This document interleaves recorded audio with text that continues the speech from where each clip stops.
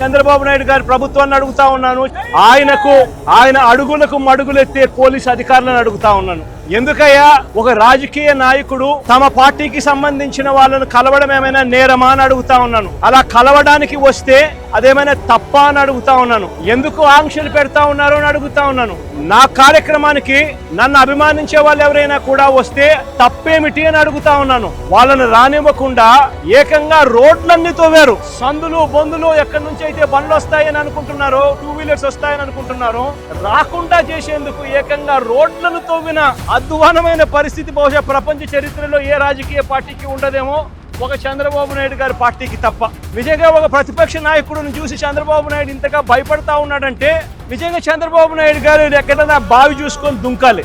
ఒక ప్రతిపక్ష నాయకుడిని చూసి, ఒక ప్రతిపక్షాన్ని చూసి ఇంతగా భయపడి ఆయన వస్తా ఉంటే అభిమానులను ఆపేదాని కోసం అని చెప్పి, ఆయన వస్తా ఉంటే ప్రజలను ఆపేందుకోసమని రోడ్లను కూడా తవ్విన చరిత్ర ఒక చంద్రబాబు నాయుడు గారికి మాత్రమే దక్కుతుంది. ఈరోజు దాదాపుగా 2000 పైచీలకు పోలీసులు, లెక్కలేనంత మంది డిఎస్పీలు, డిఐజీ ఇక్కడే తిష్టేసినాడంట. నాకు ఆశ్చర్యం అనిపించింది. అసలు వీళ్ళంతా కూడా నా సెక్యూరిటీ కోసం కాదు, వీళ్ళంతా జగన్ వస్తా ఉన్నాడు అని అంటే జగన్ ను చూడడానికి అభిమానులు ఎవరైనా వస్తారేమో, ఆ అభిమానులను ఆపడం కోసం ఇంతమందిని ఉపయోగిస్తా ఉన్నారు.